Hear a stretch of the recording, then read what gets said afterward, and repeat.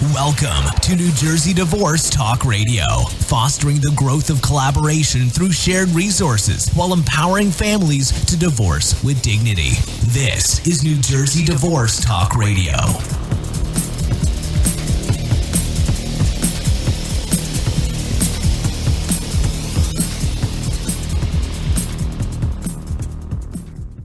New Jersey Divorce Talk Radio is brought to you by the Collaborative Divorce Professionals Practice Group, independent interdisciplinary divorce professionals serving Monmouth, Middlesex, and Ocean counties. For more information, visit njcollaborativeprofessionals.com. Hey everyone, and welcome to New Jersey Divorce Talk Radio. I'm your host, Dustin Cannon. We're going to be talking today about divorce mediation. Mediation is a way of getting divorced without going to court that was recently put in the spotlight of mainstream media when Ben Affleck and Jennifer Garner announced not only that they were getting a divorce after 10 years of marriage, but that they would be using the mediation process. We have two New Jersey divorce attorneys with us today, both who have extensive experience with divorce mediation. Our guests today are Robert Goldstein, a divorce attorney who has been named a super lawyer in the family law field for 6 consecutive years. We also have C. Catherine Jannarone, a New Jersey divorce attorney and former judge with over 30 years experience, including extensive experience with divorce mediation. Robert, Catherine, welcome. Thank you very much. Thank you. It's good to be here. You know, this is kind of old news now, but over the summer, Ben Affleck and Jennifer Garner announced that they would be getting a divorce after 10 years of marriage. Now, I know this is old news, and especially now because just last week, OK Magazine reported that there are rumors that Garner is pregnant, and consequently they've decided to keep working on their relationship. But be that as it may, whether they're calling off the divorce or not, I want to talk about this because the way that they were handling their divorce and the announcement of their divorce was very different than we typically see among Hollywood celebrities and the rich and famous. Soon after their divorce announcement, Affleck and Garner reported that they would be using divorce mediation to end their marriage quickly and because they wanted to do so without a lot of drama. According to People magazine, they were open about not wanting this to become an adversarial situation, and they cited a desire to protect the privacy of their 3 young children as well as assets, as the reason why they chose to mediate. In fact, in a joint statement, they said, "We go forward with love and friendship for one another and a commitment to co-parenting our children whose privacy is something that we asked to be respected during this time." So that wasn't what we normally hear, the usual War of the Roses situation. So I wanted to talk to you today, and since divorce mediation has been in the media, it's gotten a lot of free promotion through their initial announcement. So I wanted to talk to you today and find out a little bit more about mediation, and maybe learn a little bit about why Ben Affleck and Jennifer Garner might have chose divorce mediation to end their marriage instead of what we traditionally see. So I want to start off and just ask you, what is divorce mediation, and how is it different than traditional litigated divorce?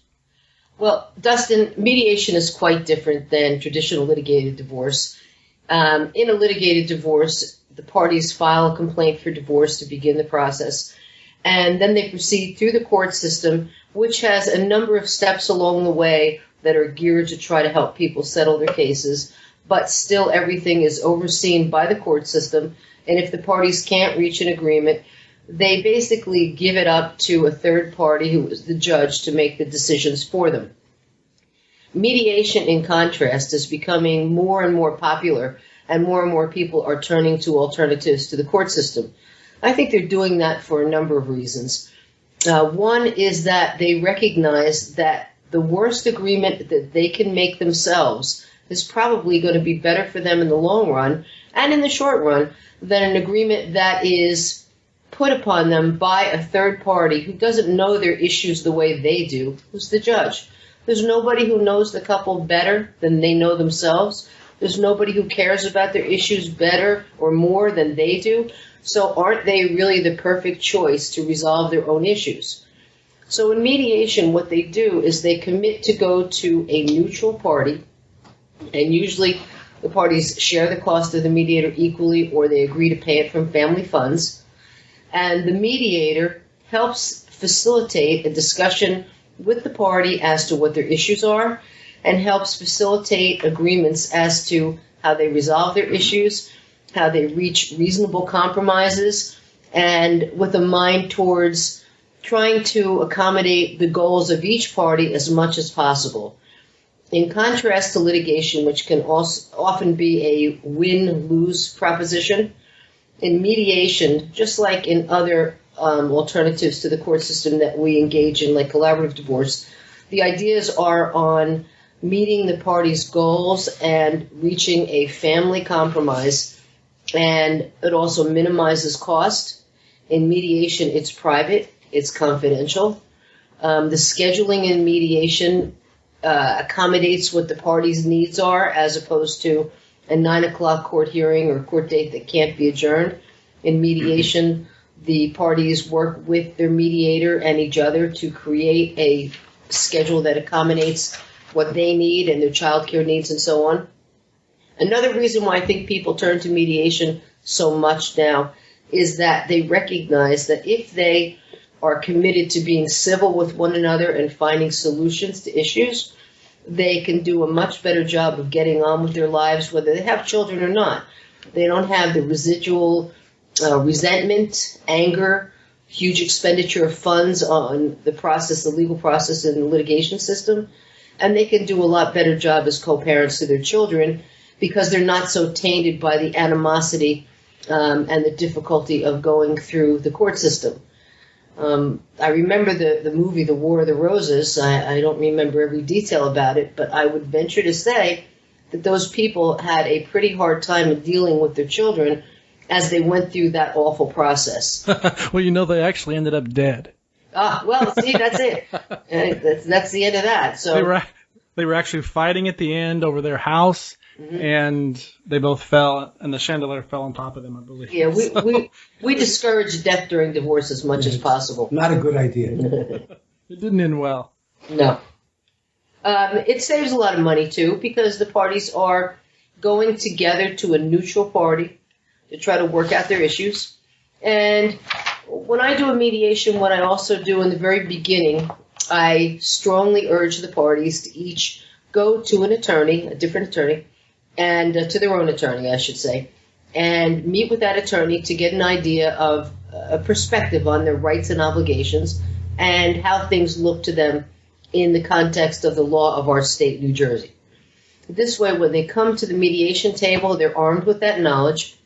This isn't to say that they can't vary from what a court would do, but they should have an idea of where they stand in the eyes of the court, and then they should negotiate from there. This way, they're not in a situation where they go to mediation and they reach an agreement, and then after the fact go to an attorney who says, did you know that you could have done this or you should have done that?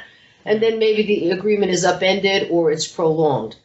So I find that an efficient way to do it, my style is I send them out to their own attorney for at least an initial consultation, and certainly if they want to during the process to a periodic checkup.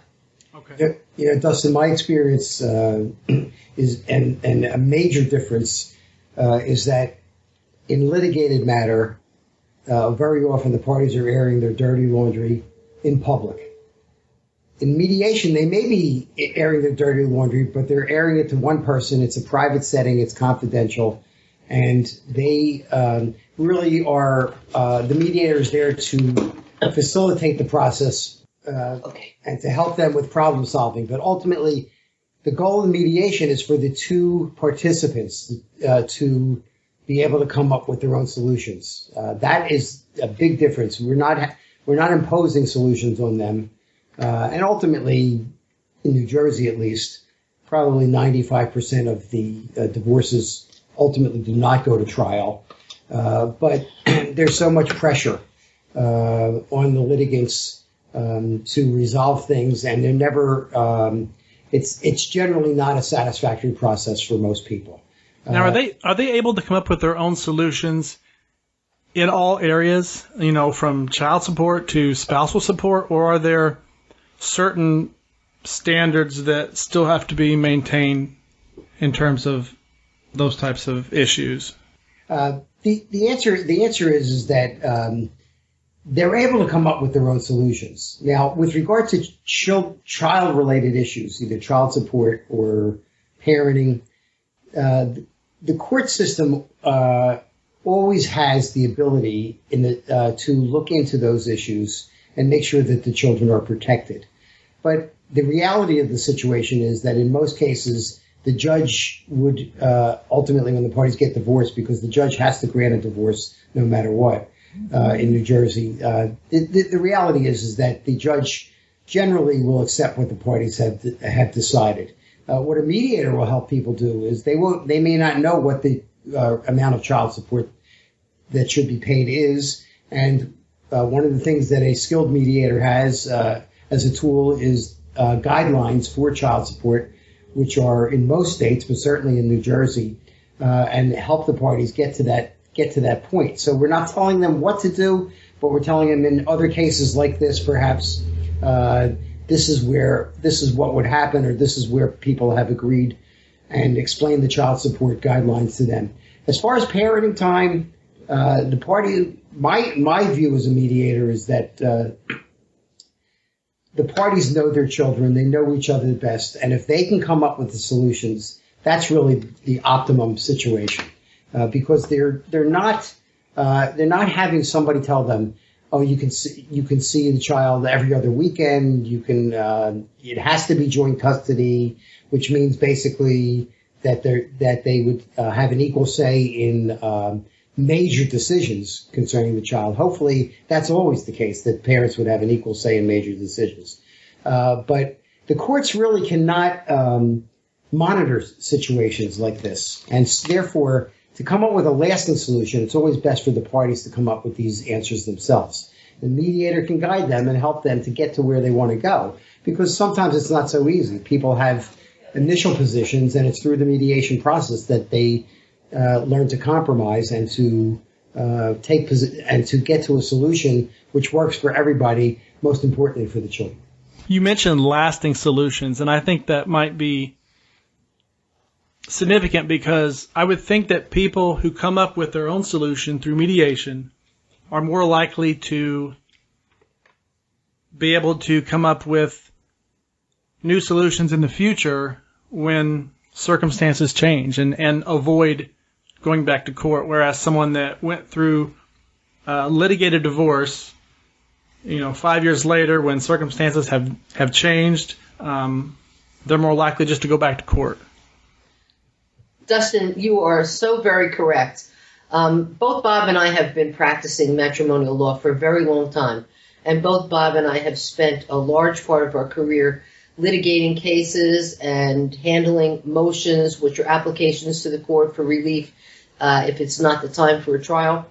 And what we've seen is with litigated cases or cases that go through the regular litigation track, we get so many post-divorce motions from people who say, well, I felt like I had to do it. I had no choice. My case was about to go to trial. We were about to set up in the courtroom. So we settled this at the last minute, or I just needed it to be over. I couldn't take it anymore, or I had no more money. I was tired of fighting, or this is what the judge ordered even though I didn't want it.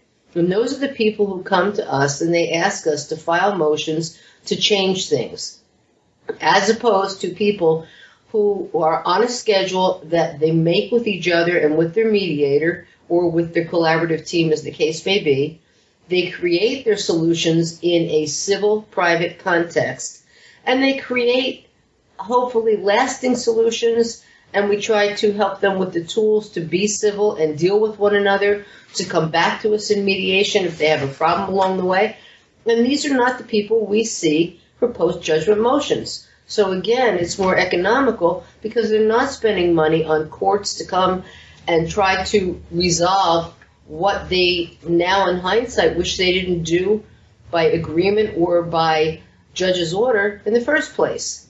So coming from a litigation background for both Bob and myself, that we come here and say this is a better way, we're saying it because we recognize that it's better for the clients, it's better for their children, it's better for us because we're helping families here. I think I could speak for both of us when I say this is why we're doing it. I agree. Dustin, I want to make a point that in New Jersey at least, and I think in a lot of other states, you can go litigate your case and file motions for support or file motions for parenting time and a variety of other issues during the course of the case, and the judge will have the lawyers come and meet and set forth schedules as to how they exchange financial information and other information. And at the end of the day, if they haven't resolved their case, the judge sends them, guess what? To a mediator. And in fact, in New Jersey, there's a pilot program now, which is controversial. We'll see how it works because it hasn't started yet. But where there's a restraining order between the parties, like a domestic violence restraining order, they're training certain people to mediate those cases even. So my question is, if the court thinks that it's a good idea to send people to mediation before you ever get to a trial, and I think that mediators resolve a lot of those cases, why not, if you're considering divorce, why not take the first step and look into it initially and see if it's right for you? Because you're ultimately going to have to do it anyhow. Yeah, well, that brings up a good question. There might be someone listening that thinks this is a great idea, that this is what they want to do, but they're not sure about whether their spouse would be on board. What do they do? How do they know if they would be right for it? And then how do they approach their spouse who hasn't heard anything about this and hasn't even considered mediation?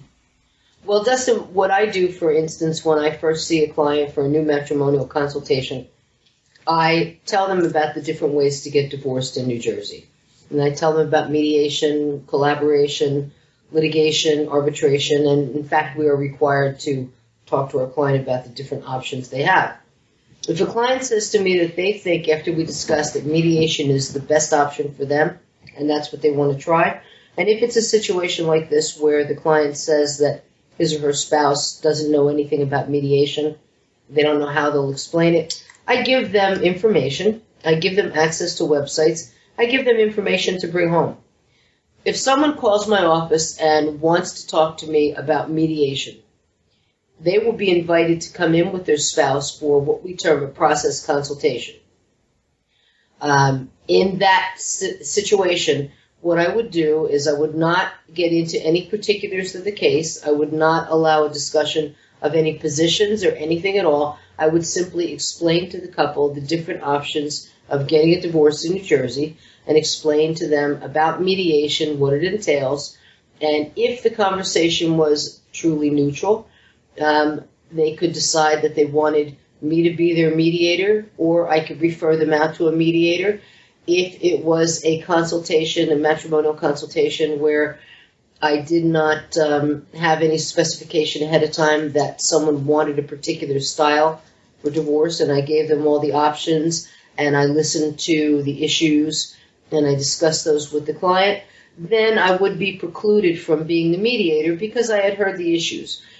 If they wanted to then pursue mediation, I could offer to the client that I would be their consulting attorney, and I would give them names of local mediators who I thought could help them. I would also send them home with literature for the spouse and website access to literature and contacts about mediation in New Jersey.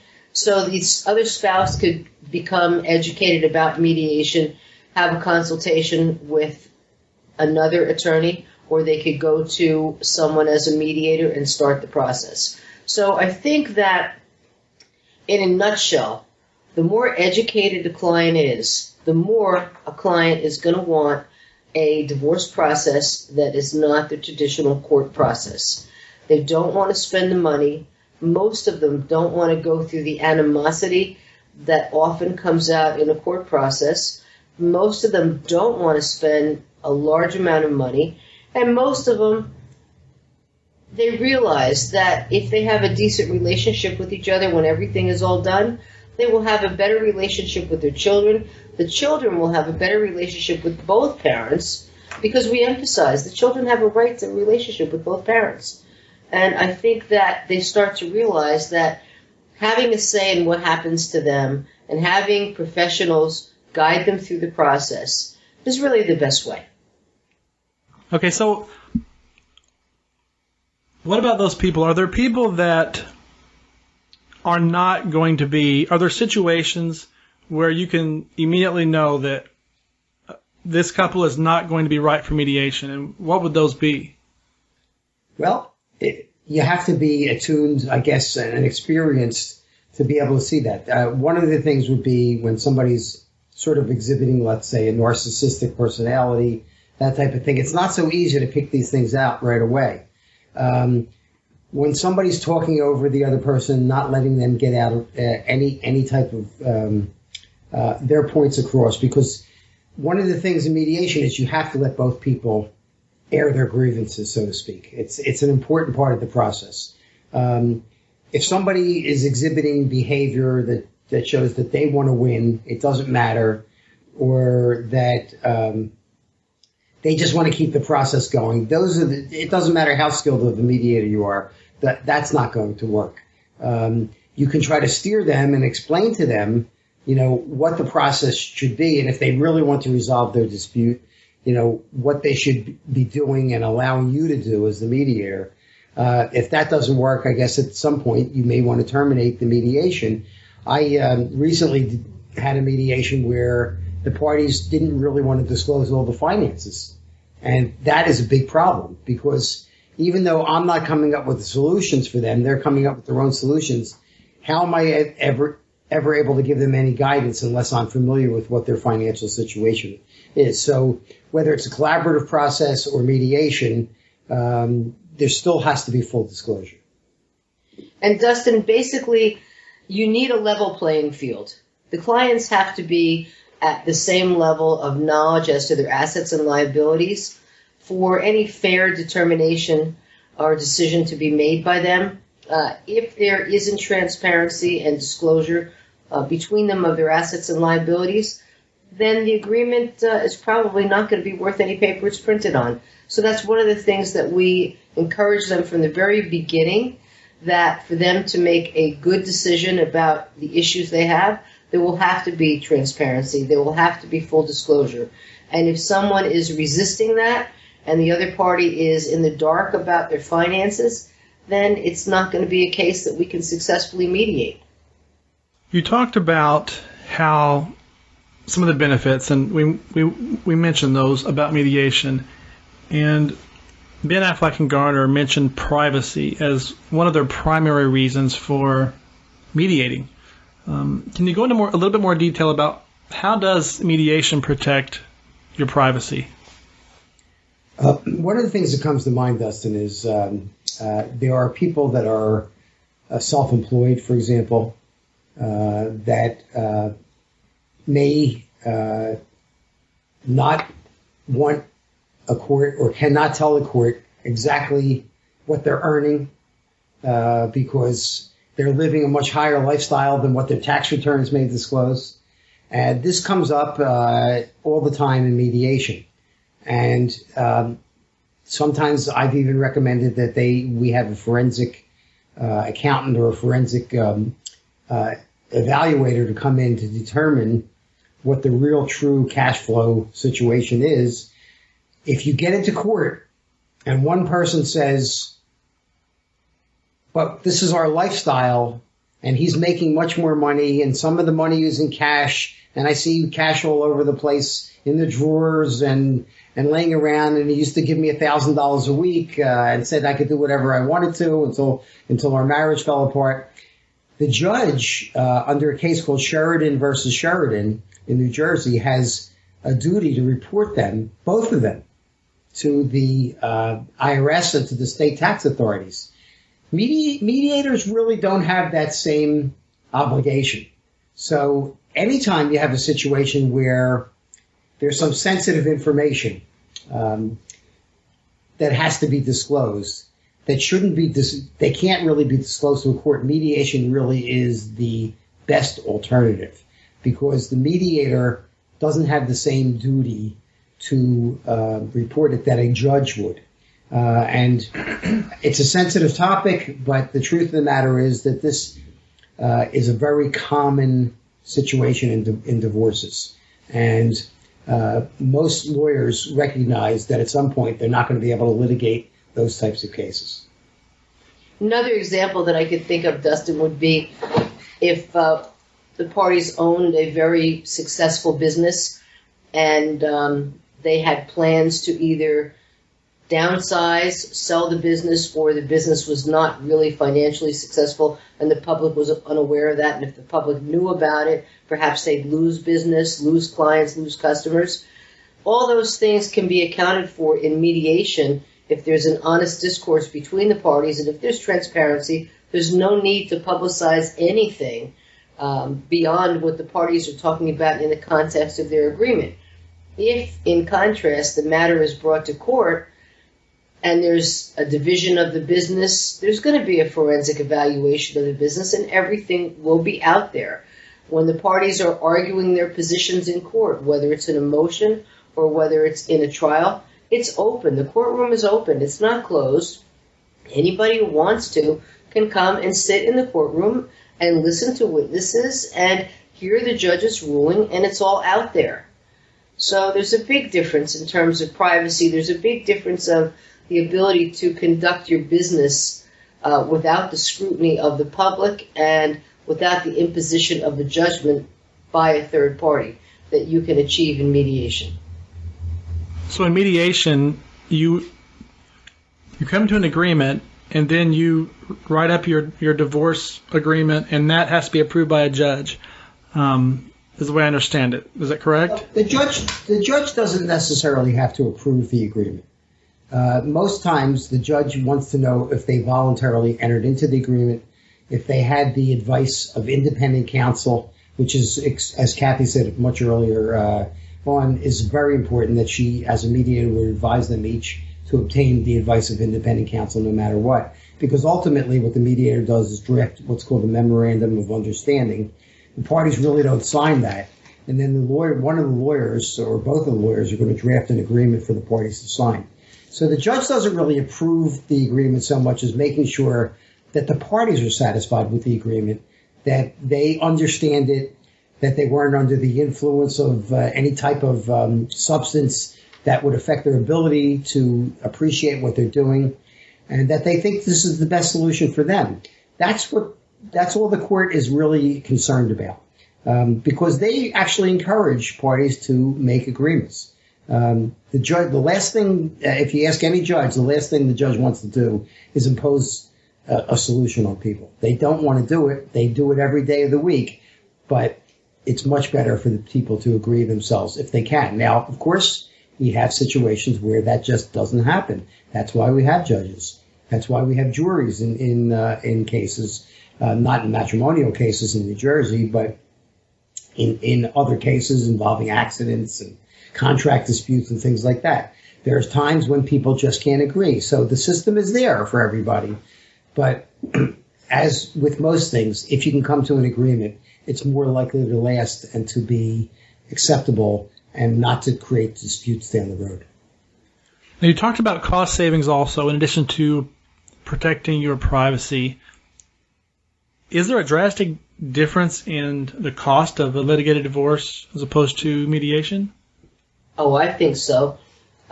When you're doing a case in mediation, all your time is spent only on the case. You're either with the parties, or you're answering phone calls, or doing emails, or you're working on the file, and that's what you're billing. If it's the court system, then what you're doing is you have travel time, you have waiting time. The way we work it here in New Jersey is there's a 9 o'clock calendar call. And unless it's an unusual circumstance, we're all there at 9 o'clock. And obviously everybody can't be seen at the same time. So the whole length of time that we're in the courthouse, we're billing our clients because we can't be anywhere else. We can't leave until we're excused by the judge. And so our clients are paying us for all that downtime until finally we can be reached and then we can be excused. So there are other things that the clients are billed for beyond just working on their case. If you are in a situation like mediation, you can often, to a degree, control the billing because you know you're getting billed for time. You know you want to be economical with your questions. You know you want to be economical with your emailing. And so you can control what you're going to be billed to a large extent. If it's in litigation, nobody, not the clients, not the attorneys, we can't control how long we're going to be in court. We can't control if we're driving and there's a big traffic jam and we're going to be on the road for a long time. We can't control those things. That makes a big difference. And then I'm guessing if, like Mr. Goldstein was saying, if there are people that are not entirely transparent about their finances, and then you have to go and hire other specialists to look into that, the costs just get driven up. Sometimes sometimes the lawyers will agree that one forensic evaluator be appointed. Oftentimes, each person hires their own. I've seen costs as high as $50 to $1,000 on up for some of these, and most people don't have that type of money to be spending. So while you may have to do it in mediation occasionally, it's done for a common purpose, and you can control and tell the evaluator what you're looking for and what you want them to do, as opposed to in a litigated case where they basically are controlling you and telling you what documents they want, what they have to evaluate to get to an answer, which the parties may not want. They may be only interested in what's the cash flow over the last three years for this particular business, or what is this business really worth? We're not concerned about cash flow because both people make a lot of money, for example. So the problem is that the forensic people tend to control the process, and in mediation, the parties control the process. Absolutely, absolutely. What about the length of the process? How much faster? What's the average length of time to resolve the typical case through mediation as opposed to litigated divorce? There's a goal in New Jersey that it shouldn't take more than a year, and that doesn't happen everywhere. There's certain counties, and I won't mention which ones, where it happens all the time, generally, unless the case is very, very complex. And there's others where it's routinely the cases take a year to 2 years. Mediation, basically, you're in control. It could take 2 sessions. It could take 6 sessions. It could take more than 6 sessions. But the parties set their own schedule with the mediator. And so they're really, it's hard to say how long it would take. On a case-by-case basis, it could be different. But the point is that everybody's in control of their own situation, their own process. And when they're satisfied and they come to an agreement, that's when it's done. Not when the judge tells you have to be here if you haven't settled the case. Has there been a time that either of you have had a case where a couple began mediation, the process, and through that communication process that they decided that they wanted to give their marriage another try? I've actually seen that a couple of times. It doesn't happen that often, but I have seen that where they went through with mediation, and it doesn't necessarily happen at the mediation. They go back and they start talking, and maybe things come up during the mediation where they're able to air out their grievances, so to speak, or their positions, and then they start talking to each other. So it could have that benefit. I mean, I won't say that it happens that often, at least not in my experience, but it certainly can happen. Dustin, I've seen that in collaborative cases from time to time, which is another alternative dispute resolution process. Again, it's the same concept of the clients controlling the process, civility is required, and it's a calm atmosphere. And just like the driving force for people to go to mediation, being able to sit in a room and being instructed that you have to listen to one another, you can't interrupt one another, there's no dramatic emotions that are allowed to play out in the room. whether it's crying or whether it's anger or domineering behavior, that it's going to be a calm, civil discourse and leading you to a solution. Sometimes people come to us and they haven't talked for quite a while, and they think the relationship is totally over and hopeless because they don't talk and they don't listen to one another. And I actually, after one very, very long meeting, I was actually quite happy to hear from the client who the clients were getting back together and haven't heard since. So obviously it has stuck. So believe it or not, as an attorney, it's a really good thing to hear that a client is getting back together with his or her spouse because their family is staying intact. And I think the process that they've gone through in contemplating divorce and then beginning the process to reach an agreement and starting to hear one another, I think they're better equipped to go forward and to have a successful marriage. If they were on the edge like that and teetering between ending the marriage and able to fall back into keeping the marriage. So a good service has been done for them, and hopefully they live happily ever after. It makes me feel good, and I think it makes all the people who do this kind of work feel good on those occasions when that happens. And maybe through the process they learn, yes, hey, we actually can communicate with each other. We actually can talk about these things and work it out on our own. And you know, I don't know if that's what happened with Ben Affleck and Jennifer Garner, or if it's simply for their children. But it certainly sounds like a better way. As they say, the grass isn't always greener on the other side. That's right. That's right, yeah. Well, thank you, Robert Goldstein and C. Catherine Jannarone. I appreciate your experience and input on this issue of divorce mediation, and I certainly hope that more people have been able to hear about this process and will consider it for their own divorce as well. Thank you, Dustin. Thank you very much, Dustin. It's been a pleasure talking with you. Thank you. For those of you listening, you can get the show notes and learn more about today's guest at NewJerseyDivorceTalkRadio.com. This is session number 3. I also want to take a moment to thank today's sponsor, which is Collaborative Divorce Professionals. You can learn more about the Collaborative Divorce Professionals at njcollaborativeprofessionals.com. If you're interested in learning about collaborative law or mediation, or want to connect with a mediation or collaborative law professional, go to their website, download their brochure, and you can see a profile of each member of the group there. Thank you so much for listening. Take care, and we'll see you in our next episode of New Jersey Divorce Talk Radio. New Jersey Divorce Talk Radio, empowering families to divorce with dignity.